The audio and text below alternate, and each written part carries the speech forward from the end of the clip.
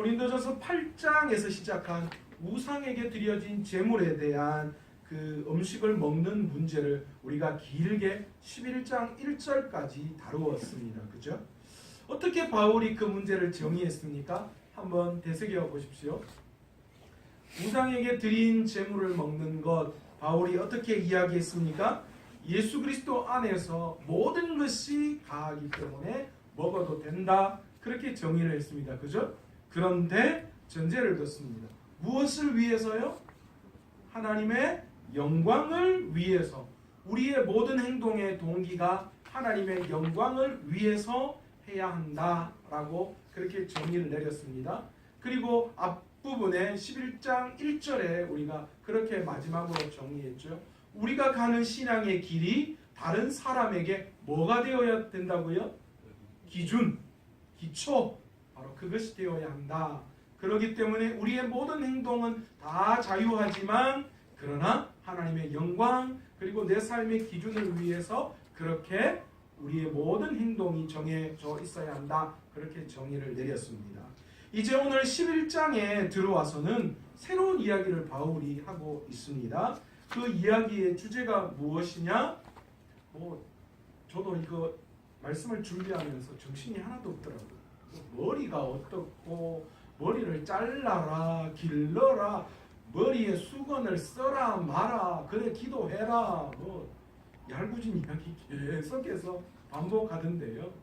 오늘 본문의 이야기는 이렇게 보통 이 부분을 가지고 여성보다 남성이 더 우월하다 그렇게 주장하는 분들도 계셨고요. 그리고 남자와 여자는 구분되어져야 한다. 옛날 과거에 우리가 그랬어요. 우리가 과거에 예배 드릴 때 남자와 여자가 앉는 곳이 달랐습니다. 제가 어릴 때만 해도요. 남자와 여자가 앉는 곳이 다르게 있더라고요. 그러니까 앉아도 뭐라 하는 사람은 없지만 엄청난 눈총을 왜 저기가 거기 앉고 이러는 남자가 말이야. 이런 그런 분위기가 있었고 저희들 시대보다 더 이전에는 어땠습니까? 예전에는 이 강단 중앙에 커튼을 쳤답니다. 천막을 치고 이쪽 남자 이쪽 여자 이렇게 앉아서 예배를 드리는 그런 시대가 있었다라고 합니다. 그런데 오늘 본문은요. 여자들 머리 자르고 머리 길러야 한다. 여기도 좀 머리를 짧게 깎으신 분이 계신데 성경적으로 여자는 머리를 기르는 게 맞는 거다. 이야기하려는 것도 아니고요. 남자와 여자가 다르다는 이야기를 하는 것도 아닙니다. 오늘 바울은 고린도 교회 안에 있는 새로운 문제를 가지고 접근을 하고 있습니다. 그 문제가 무엇이었습니까? 이전에 8장에서는 뭘 이야기했어요? 우상에게 드려진 제물에 대해서 먹어도 된다, 그렇지 않는다 라는 것의 문제가 대두되었습니다. 오늘 11장 2절부터는 새로운 문제가 고린도 교회 안에 일어났는데 그게 뭐냐 하면 무슨 문제입니까? 예배 시에 여자들이 머리에 수건을 쓰지 않는 것에 대해서 문제가 발단이 되었다라는 거예요. 사실 오늘 본문을 이야기하기 이전에 이 고린도 교회 안에서 바로 이런 문제 때문에 이 에베소에서 사역을 하고 있는 바울에게 고린도 교회 성도들이 편지의 글을 썼습니다. 그 편지의 내용이 무엇일까요? 그 편지의 내용이 바울 사도님 지금까지 우리가 믿음에 바울 사도가 전한 전통을 잘 지켜가면서 신앙생활을 잘 하고 있습니다. 아마도 그런 이야기를 당신이 들을 때 참 좋아할 거예요. 그런데 문제가 발생했습니다. 그 문제가 무엇인가 하면 교회 안에서 예배를 드릴 때에 여자들이 머리에 수건을 쓰지 않고 예배 드리기 시작했다라는 거예요. 그리고 그들은 거기에서 끝나는 것이 아니라 예배 때에 무질서하게 그 속에서 자신이 받은 은혜에 대해서 이야기하는 그런 일들이 무언가 질서 있게 하지 않고 무언가 여기저기서 자기가 받은 은혜에 대해서 이야기하기 시작했다라는 거예요. 거기에 대해서 고린도 교회가 지금 어떻게 되었습니까? 또 양쪽으로 나누어졌다라는 거예요. 그렇게 해도 된다. 왜요? 무슨 근거에 의해서요? 바울 사도가 고린도 교회 성도들에게 전한 것, 예수 그리스도 안에 우리 모두는 다 어떻다고요? 동등하다, 평등하다. 그렇기 때문에 여자들도 예배에 참석하고 말씀을 듣고 말씀을 이야기할 수 있는 그런 권위가 있다라는 것을 그들에게 이야기했기 때문에 거기에 맞도록 우리가 가능하다. 여자들도 그렇게 이야기하는 것이 맞다. 그렇게 주장하는 한 부류가 있었고요. 또 한 부류는 그거 별로 그렇게 보기 좋지가 않다. 그건 옳지 않은 것이다. 유대교적인 관점에서 볼 때에 그거는 아니다 라고 주장하는 그 사람들이 있었다라는 거예요. 당시 여러분 유대교 안에는요, 여성에 대한 그런 가치가 정말 엄청나게 사실은 없었던 게 사실입니다. 아마 여성의 인권이 이렇게 강하게 된 게 사실 불과 얼마 되지 않습니다. 아마 과거 한 70년대 정도만 돼도요, 여성의 인권이라는 것에 대한 것들은 사실은 별로 존재하지 않았어요. 그래서 과거에 아마도 매 맞는 여인, 뭐 남자들 툭하면 있잖아요. 막 좀 성질 나면 밥상 팍 차고, 그죠? 뭐 그런 일들. 그래도 사실 어디 가서 남편이 그렇게 했다고 그러면 아유 좀 잘하지 이렇게 하는 시대였어요. 70년대, 80년대 초반까지도 아마 그런 분위기, 우리나라도 그런 분위기였습니다. 그런데 요즘은 어떻습니까? 남편이 밥상을 차면 아내는 어떻게 해요? 싱크대를 다 엎어버리죠. 아마 아내가 내 남편이 TV를 남편이 전화기를 던지든지 뭔가 다른 걸 던지면 아내는 텔레비전을 갖다 제일 비싼 걸 텔레비전을 던지든지 뭐 그런 시대에 도래했습니다. 그리고 요즘은 남편이 밥상을 차는 것이 아니라 누가요? 아내가 도대체 이래서 못 살겠다고 가방을 쌀까봐 남자들이 전부 다 고민하는 그런 시대에 살고 있습니다. 물론 그렇다고 해서 뭐 여성의 인권이 훨씬 더 좋아졌다라기보다도 그만큼 여성의 인권이 올라왔는데 옛날 유대교적인 배경 속에서도요, 여자는 수에도 들어가지 않았다라는 거죠. 그리고 여자에 대한 가치가 엄청나게, 그러니까 감히 여자들은 예배에 참석하거나 예배 시에 말씀을 이야기하거나 이런 것은 아예 상상도 못하는 그런 시대가 바로 유대교 당시 이 고린도 이 성도들 고린도 전서가 기록되어지는 그 시대가 바로 그 시대였다라는 거죠. 바로 이런 시대에 바울이 고린도 교회에 와서 여성도 동등하다, 그리스도 안에서 동등하다라는 이야기를 했던 거예요. 그러니까 거기에 대해서 그 이야기가 받아들여진 거죠. 그런데 그 안에서 여러 가지 문제가 일어나기 시작했다라는 거예요. 첫 번째 문제는 거기에 그렇게 고린도 교회 안에서도 좋지 못하게 보이는 현상들이 나타났고요. 그리고 또한 어떤 한 부류에서는 어떤 이야기가 있었냐면 당시 고린도 교회의 지역적인 특성이 무엇이라고 했습니까? 고린도 지역은 어디에 있었다고요? 항구 도시였습니다. 항구 도시면 뭐가 많습니까? 뭐가 많다고 말씀드렸죠? 우상이 많다고 말씀드렸습니다. 우상이 많으면 당연히 뭐가 많을까요? 우상에게 제사를 드리는 장소, 뭐가요? 신전이 많을 수밖에 없었죠. 그런데 그 신전에서 사실은 이 제사를 드리는데 당시 신전에는 남자 제사장뿐만이 아니라 뭐가 있었다고요? 신전에서 여러 가지 일들을 하는, 그리고 특히 당시 고린도 지역 안에서의 그런 제사는 아주 성적인 것들이 많이 있다라고 말씀을 드렸어요. 그래서 그런 일들을 하기 위해서 신전에 있는 그런 신전의 창기들이 그곳에 엄청나게 많이 있었다라는 거예요. 그러니까 당시 우상을 섬기는 신전 안에서 바로 이 신전 창기들 중에 여자들이 가끔 이 신접한 행동들이 일어나기 시작했어요. 여러분 우리나라도 무당들이 신을 접할 때 작두를 탈 때나 막 이럴 때 어떻게 합니까? 막 이제 막 당다당다당당 돌리면서 막 저 왔다 왔구나 막 이러면서 거기 집 앞에 단지 하나 있지, 그거 치워. 그게 안 좋은 거야. 그러면서 막 무당들이 굿하면서 막 신이 내리면 그런 이야기들 막 하잖아요. 그래서 뭐 하고 이상한 소리를 막 하고 하는 것처럼 당시 신전 안에서도 이 신전 창기들이 이 신과 접신을 했을 때 나타나는 그런 상황 속에서 여러 가지 말도 안 되는 이야기들을 막 쏟아내는, 신전 안에 쏟아내는 그런 일들이 일어났었다라는 거죠. 그런데 고린도 교회 안에도 예배 시에 바로 이런 여성들에 의해서 이런 일들도 나타나기 시작했다라는 거예요. 그러니까 다른 사람들이 볼 때 그것이 다른 신전에서 드려지는 그 어떤 것과 구별되지 못하고 오해가 살 수 있는 문제들이 일어났다라는 거예요. 이런 문제에 대해서 고린도 교회 성도들이 바울에게 질문을 던진 거예요. 여기에 대해서 바울 사도님은 어떻게 생각하십니까? 그렇게 질문을 던진 내용에 대해서 바울이 오늘 11장 2절에 뭘 합니까? 거기에 대한 답을 주고 있는 내용으로 우리는 볼 수 있습니다. 11장 2절에 보시면 뭐라고 이야기합니까? 너희가 모든 일에 나를 기억하고 또 내가 너희에게 전하여 준 대로 그 전통을 너희가 지킴으로 너희를 칭찬하노라. 그러니까 아마 바울이 편지를 받았을 거예요. 어떻게 하는 거에 대해서.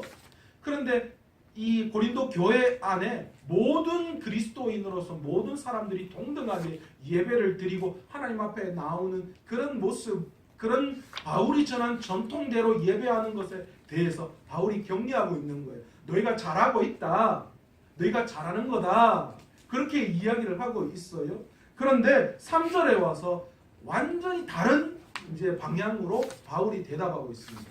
그러나라고 그렇게 이야기를 하죠. 자, 그러나라고 이야기했을 때는 뭘 이야기하는 거예요? 앞에서 바울이 이야기한 그 전통을 지키는 것, 그래서 교회 안에서, 고린도 교회 안에서 예배를 드릴 때에 일어나고 있는 그런 일들, 자신들은 바울의 전통을 지킨다라고 이야기했던 그 일들에 대해서 부정적으로 바울이 대답을 하고 있다는 거예요. 한마디로 말하면 뭐 한다는 거예요? 너희가 그렇게 하는 것이 뭐 하다는 거예요? 잘못된 것이다라는 것을 이야기를 하고 있습니다. 그러면서 그 뒤에 여러 가지 수없이 많은 남자가 여자가 머리가 어떻고 수건을 쓰고 어떻고 그런 이야기를 시작하고 있습니다. 자, 그런 이야기를 할 때에 3절에서 맨 먼저 바울이 무슨 이야기를 하고 있는가? 3절 후반부에 보시면 각 남자의 머리는 그리스도요 여자의 머리는 남자요 그리스도의 머리는 하나님이시다. 그렇게 정의를 내리고 있습니다. 바울이 지금부터 이야기하려는 모든 논리의 기준은 어디에 있느냐? 오늘 본문 3절 후반절에 이 부분에 있다는 거예요. 자, 이것을 어떤 피라미드식으로 표현하면 우리가 어떻게 표현할 수 있을까요? 가장 밑에는 지금 뭐가 있습니까? 여자, 그죠? 여자가 있고, 자, 여자의 머리는 누구라고요? 남자. 그 다음 남자의 머리는 누구라고요? 그리스도. 자, 그 다음 그 위에 그리스도의 머리는 누구시라고요? 하나님이시다. 그렇게 표현을 하고 있습니다. 자, 바울이 이론을 삼고 있는 이 이야기는 어떤 수직적인 계통의 이야기를 하고 싶은 것이 아니었습니다. 여자는 가장 밑에, 그리고 그 위에 여자를 다스리는 것은 남자, 그 남자를 다스리는 건 그리스도, 그 그리스도는 그 위에는 하나님이 계신다.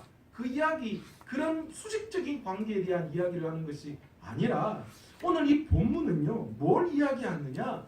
맡은 배역에 대한 이야기를 하고 있다라는 거예요. 사실 저도 이 부분은 해석이 좀 잘 안 되더라고요.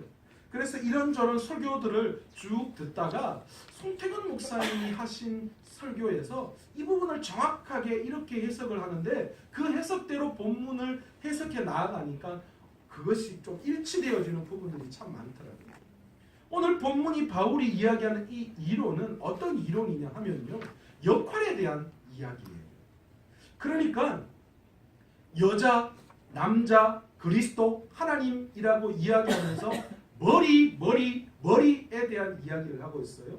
그런데 이 머리라고 하는 이 단어가 사실은 어떤 의미를 가지고 있느냐 하면 그냥 우리가 이야기할 때 이 머리 그냥 이 머리가 아니고요. 헬라어로는 이 머리에 대한 의미가 뭐냐하면 통치, 권위, 지배 어떤 이런 개념이 이 머리라는 단어 속에 포함되어져 있다라는 거죠. 자, 그런 의미에서 여자의 머리는 남자, 남자의 머리는 그리스도, 그리스도의 머리는 하나님이시다. 이것은 역할과 배역에 대한 이야기를 하고 있다라는 겁니다. 자, 남자를 상징하는 오늘 본문에서 이야기하는 남자를 상징하는 이 남자의 배역은 누구에 해당할까요? 누구에 해당할까요? 그리스도다. 그렇게 이야기하죠. 그 위에 이야기하고 있잖아요. 남자의 머리는 그리스도다. 그러니까 남자를 지배하고 하는 것은 누구다라는 거예요? 그리스도를 이야기를 하는 겁니다. 남자가 그리스도면 여자는 누가 될까요? 여자의 역할, 여자는 어떤 배역을 상징하는 것일까요? 남자요? 아니죠. 누구를 이야기할까요? 그리스도가 남자라면 우리와 그리스도의 관계는 어떤 관계입니까? 신랑과 신부의 관계로 대표되고 있어요. 그러니까 남자의 머리가 그리스도라면 여자라는 것을 상징하는 것은 무엇을 이야기하는 걸까요? 신부, 누구요? 성도, 교회를 이야기하는 거예요. 그러니까 다시 말해 이건 뭐 어떤 이야기를 하고 있어요? 남자와 여자가 연합하여서 그리스도를 통하여 뭐 하는 거예요? 한 몸이 되어지는 거예요. 그러니까 그리스도와 성도들이 교회가 연합해서 한 몸이 되어진다라는 것에 대한 이론을 이야기하고 있다라는 것입니다. 이 이론 하에서 우리는 본문을 해석해 나아가야 한다라는 겁니다. 자, 그런 의미에서 여자들이 머리에 쓰는 것에 대한 이야기는 여자가 왜 머리에 써야 되느냐, 사실은 바울이 상당히 유대적 관점에서 이 본문을 제시하고 있습니다. 서론 부분에서는 바울도 상당히 유대적 관점에서 본문을 제시하고 있는데 그런 관점에서 여자가 머리에 수건을 쓰는 이유는 무엇인가? 그 여자를 지배하는, 그 여자를 상징하고 대표하는 그 여자의 권위를 상징하는 것이 누가 되어져야 하는가? 라는 것에 대한 이야기를 나타내고 있다라는 거예요. 그러니까 여자가 머리에 아무것도 쓰지 않는다라는 것은 그리스도의 권위를 뭐 한다는 거예요? 무시함을 나타낼 수 있다라는 거죠. 그렇기 때문에 여자들은 반드시 예배 때에 머리에 수건을 쓰는 것이 맞다, 그렇게 이야기를 하고 있습니다. 그러니까 우리가 오늘 그리스도 안에서 사실은 당시에 회당이 있고요, 교회가 있었어요. 회당은 무엇을 중심으로 모인 겁니까? 구약 성경에 입각해서 회당을 유대인들을 중심으로 모였던 게 회당입니다. 그런데 이 회당에는 여자가 들어갈 수 있어요, 없어요? 없습니다. 감히 근처에도 못 가지. 그런데 고린도 교회에는 회당도 존재했지만 고린도라는 그 교회 안에서 고린도 지역 안에 교회가 만들어졌다는 거예요. 이 교회는 회당이 아니었다는 거예요. 그러니까 오늘날 고린도 교회는 오늘날의 교회의 모습이 그대로 그 속에 있었다는 거예요. 그러니까 남자와 여자와 종이든 주인이든 모두가 다 그리스도 안에서 연합해서 한 몸으로 예배를 드리고 있다라는 거죠. 그렇기 때문에 그 속에서 우리 모두는 무엇을 인정해야 된다고요? 그리스도가 우리의 지배자이심을, 그리스도가 우리의 통치자이심을 우리를 통하여 나타내야 한다는 것을 말하고 있는 거예요. 그러니까 여자들이 그 권위를 무시하고 하나님 앞에 나와서 예배하고 하는데 수건을 벗고 그렇게 무작위로 예배 시에 자기가 받은 그런 은혜에 대해서 막 이야기하고 한다는 그 자체는 잘못된 것이다 라는 것을 바울이 이야기하고 있다라는 겁니다. 나중에 오늘 본문에 이 11장 이후로 세 가지 사건을 전개하고 있어요. 첫 번째는 오늘 바로 이 여자들의 옷차림, 예배 시에 여자들의 옷차림에 대한 수건에 대한 그런 문제, 수건을 쓰는 문제를 이야기하고 있고, 두 번째는 성만찬에 대한 이야기를 하고 있습니다. 그리고 세 번째 이야기하는 게 무엇이냐면 교회 안에 있는 방언, 특히 은사에 대한 그런 은사의 남용에 대한 이야기를 하고 있어요. 여기에서 제가 나중에 잠깐 다룰 건데, 여러분 구약에서의 예언은 무엇을 의미할까요? 김영성 집사님, 내가 딱 보니까 남편분이 지금은 교회 안 오시는데 딱 보니까 6개월 후에는 반드시 교회 오실 거예요. 아멘입니까? 이렇게 하는 게 예언이 아니에요. 우리가 예언을 한다.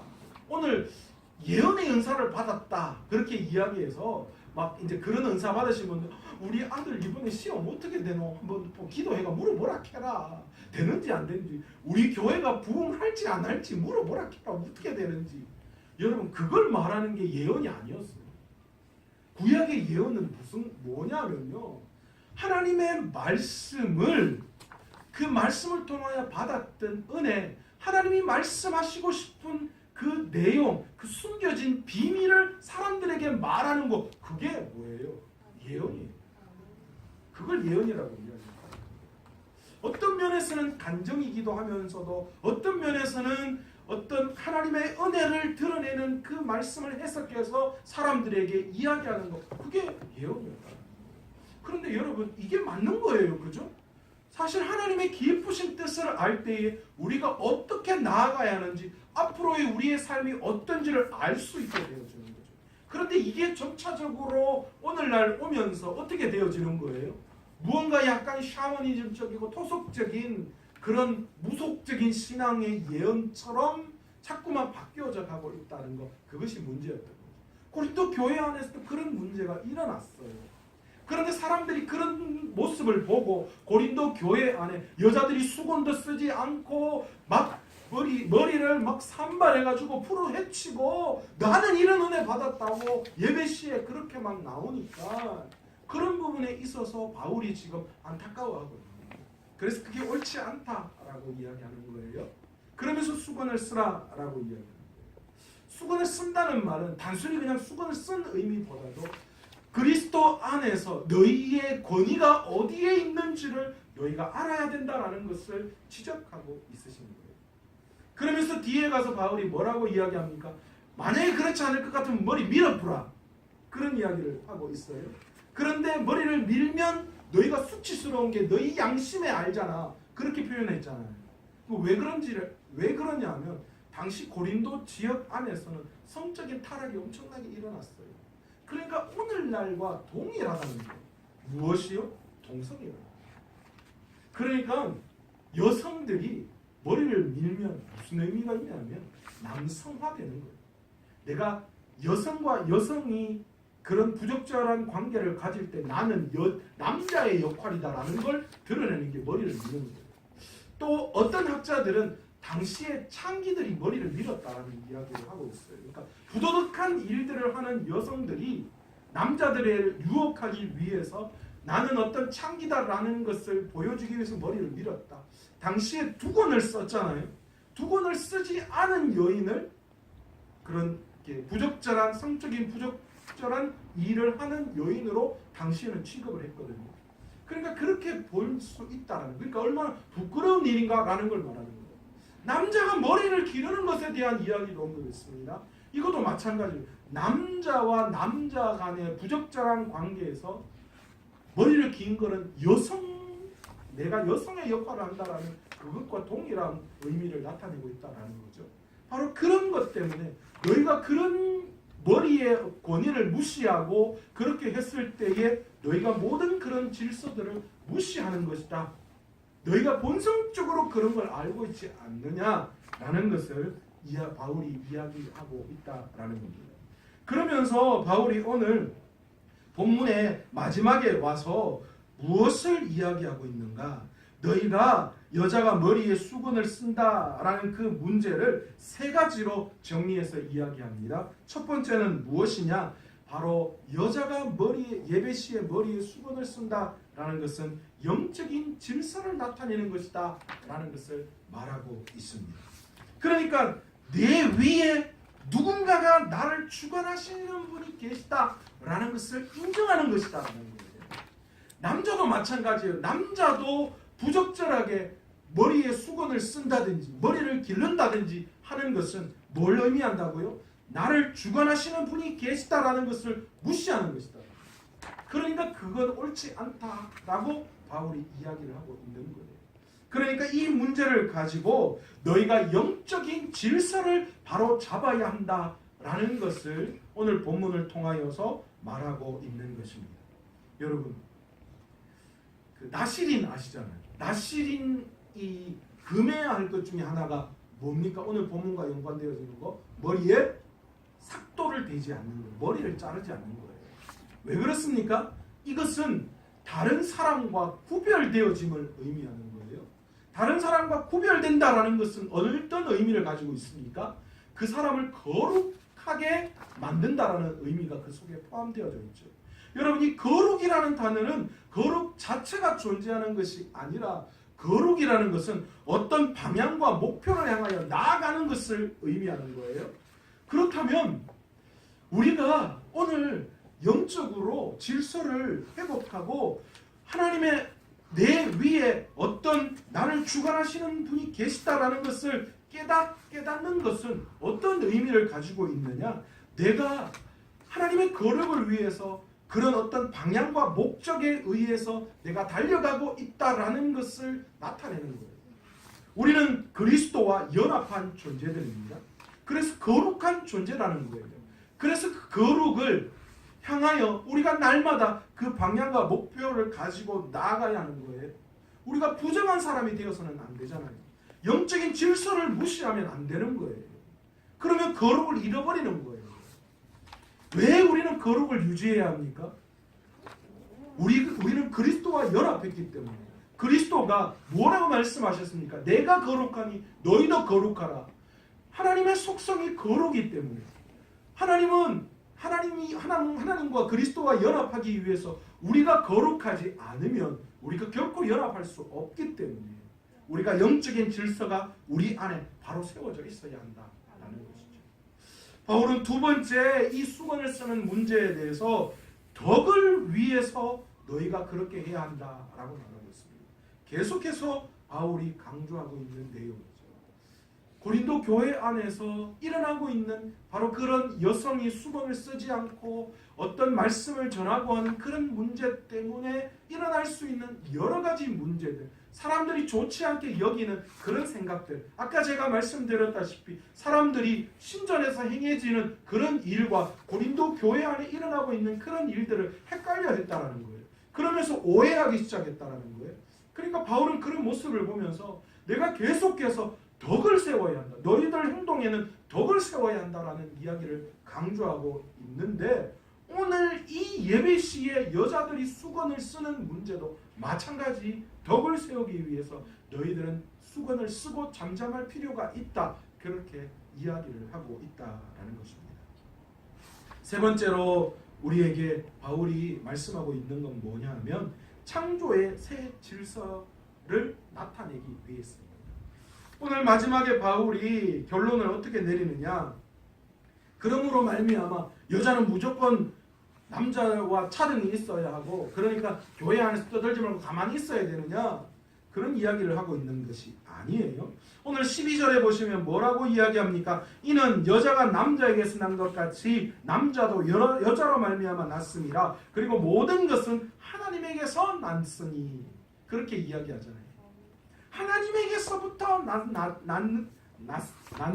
났다. 그렇게 이야기를 하는 거예요. 그러니까 남자와 여자가 불공평하다는 뜻이 아니에요. 여전히 바울 사도가 고린도 교회에 말하는 그런 것은 모든 것이 다 동등하다는 거예요. 이것이 뭐냐? 하나님이 새롭게 창조한 새 창조의 질서라는 거예요. 하나님이 창조 때에 아담과 하와를 만드시고 그리고 아담을 잠들게 하셔서 아담을 통하여 하와를 만드셨잖아요. 그리고 또 하나님의 창조를 보면 남자가 여자가 필요해서 남자에게 여자가 필요해서 하나님이 여자를 만들었다. 그렇게 이야기하셨어요. 그런데 이제 그리스도로 말미암아 하나가 된 연합된 우리들은 이제 새로운 창조물이 되어졌다라는 거죠. 그래서 우리는 다 남자건 여자건 여자 없이 나는 남자가 어디 있느냐.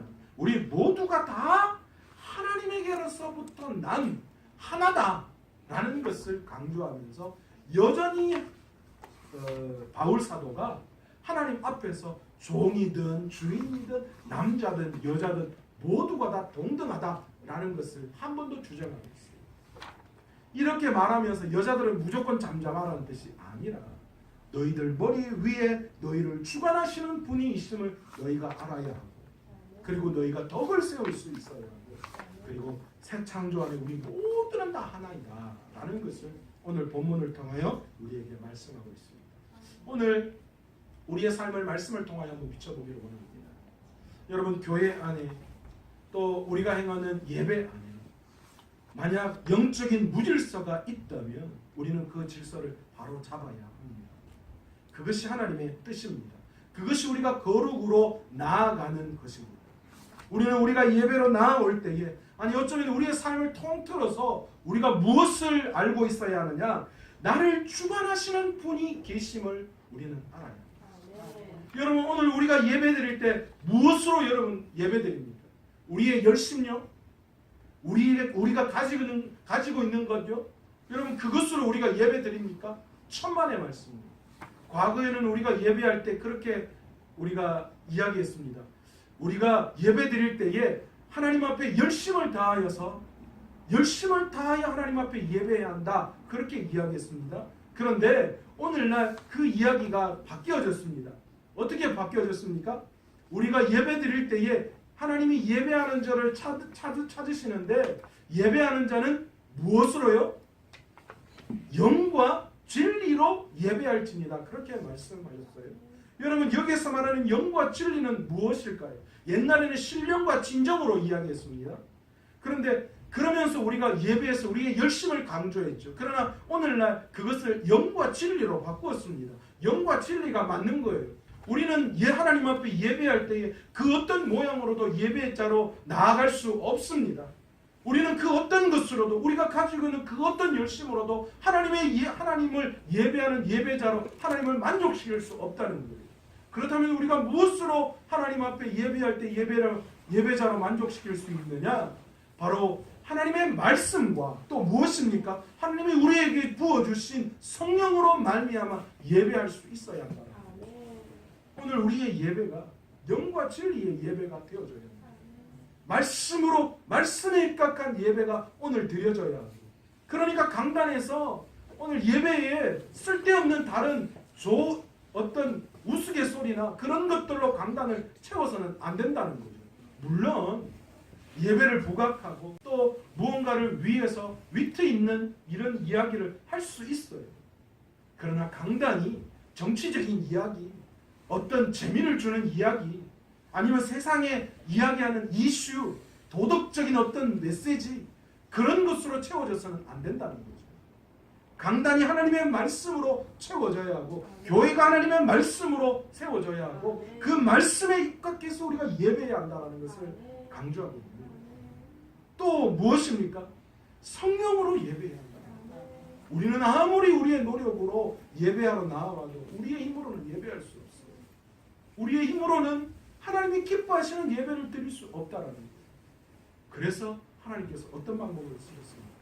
예수 그리스도를 이 땅에 보내주시고 우리를 위해서 희생시키셨고 그리고 주님이 가시면서 내가 너희가 있을 곳을 예비하러 간다. 그런데 너희를 고아와 같이 버려두지 않고 내가 가는 것이 너희에게 복되도다. 왜요? 내가 너희에게 성령을 주기 때문에. 내가 너희에게 성령을 부어주는데 그 성령이 너희와 함께해서 너희가 가야 할 길을 보여주고 알게 하실 거다라고 말씀하셨잖아요. 그래서 우리가 예배할 때 무엇으로 예배해야 하느냐? 성령으로 예배해야 한다. 오늘 시간 우리의 예배가 그 말씀과 성령으로 나를 주관하시는 분이 하나님이심을 깨닫고 우리가 날마다 우리의 예배 가운데 영적인 질서가 바로 잡히는 영과 진리로 예배할 수 있는 저와 여러분 되시기를 간절히 축원합니다. 아멘. 또한 우리의 예배도 마찬가지입니다. 여러분 진리가 훼손되지 않는 한 우리는 우리의 모든 것이 덕을 세우는 것에 덕을 세우는 방향으로 나아가야 한다. 우리가 진리가 아니면 진리는 수호해야죠. 그러나 그 이외적인 부분에서는 우리가 덕을 세우기 위해서 때로는 모든 것들을 포기할 수 있어야 한다라는 거죠. 얼마 전에 저희가 놀이터에 공원에 가서 하만입니까? 공원에 가서 저희가 야외 예배를 드렸습니다. 그때 우리 옆에 테이블에 한 가족이 왔었어요. 그런데 예배를 드릴 때 저희가 먼저 가서 양해를 구했습니다. 저희가 오늘 교회에서 야외 예배를 갔는데 여기에서 간단하게 예배를 짧게 드리려고 합니다. 그런데 조금 불편하시지 않으시겠습니까? 양해를 구합니다. 그랬더니만 그분들이 어떻게 했는지 괜찮다고 흔쾌히 허락해 주셨습니다. 그리고 나중에는 그 애들까지도 우리와 함께 게임하고 재밌게 놀고 지금도 가끔 연락해서 아이들 교회로 좀 보내달라고. 그게 우리가 전도할 수 있는 계기가 되었습니다. 우리가 아무런 대책 없이 덕을 세우는 방향 아니고 내가 먼저 차지했으니까 시끄러우면 너희가 나가겠지. 거기에서 그 사람들을 향한 배려 없이 막 떠들고 예배하고 우리가 도리어 그들에게 눈총 주고 진짜 우리가 먼저 와서 자리 차지하고 있는데 눈치껏 좀 가지 뭐 하는 거고 그렇게 이야기하는 거예요. 여러분 그 사람이 무슨 생각을 해요? 그분에게 전도할 수 있겠어요? 교회에 대한 이미지를 좋게 할 수 있겠어요? 우리는 모든 진리가 훼손되어지지 않는 한 덕을 세우는 삶을 덕을 세울 수 있는 방향으로 하나님 앞에 나아가야 한다는 거죠. 마지막으로 우리 모두는 교회 앞에 하나님 앞에 다 똑같다는 사실. 그 사실을 우리는 깨달아야 돼요. 내가 뭐 좀 하니까 좀 더 잘났고 뭐 내가 뭐 하니까 못났고 나는 목사기 때문에 우리 교회에서 권위가 있으니까 성도들은 다 내 말에 순종해야 되고 아니요. 나는 우리 교회 몇십 년 다녔기 때문에 나는 이렇기 때문에 아니요. 우리 모두는 하나님 앞에서 똑같은 존재예요. 저는 하나님이 말씀을 전하는 자로 세웠습니다.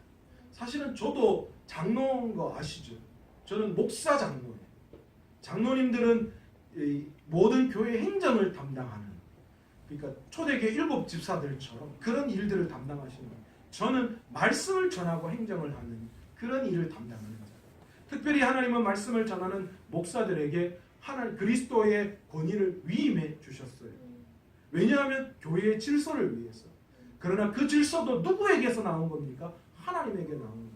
예수 그리스도가 중심이 되어져야 하는 거예요. 그렇기 때문에 그런 권위 위에 세워졌지 그 권위가 여러분들에게 굴림을 하거나 그런 사람이 아니라. 그러니까 여러분 반대로 생각하면 어떻게 할 수 있을까요? 여러분이 목사인 저에 대한 권위를 인정해 주시지 않으면 저는 아무런 권위가 없는 사람이에요. 여러분들보다도 훨씬 더 못한 사람이 되는 거예요. 그러면 교회의 권위가 세워지지 않는 거죠. 여러분이 목사인 저를 예수님처럼 그렇게 예수님에게 권위를 위임받은 자로 알고 그렇게 대우해 주셨을 때에 그리고 저도 제 권위가 여러분들을 다스리고 뭐 여러분들을 억압하는 그런 영적인 그런 세상적인 권위가 아니라 하나님에게 위임받은 여러분을 섬겨야 할 권위로 알고 겸손히 우리가 함께 교회를 만들어 나아갈 때 그래서 우리 교회 안에는 모두가 다 성도부터 아무런 직책이 없는 성도부터 담임 목사에 이르기까지 우리 모두가 다 하나님 앞에 동등한 자임을 깨닫고 하나되게 교회를 향하여 나아갈 때에 하나님께서 그 예배를 기뻐하시고 그 예배를 받아주시는 줄로 믿습니다. 오늘 말씀을 생각하시면서 함께 통성으로 한번 기도할 때 하나님 오늘 바울 사도를 통하여서 우리를 주관하시는 분이 있음을 우리가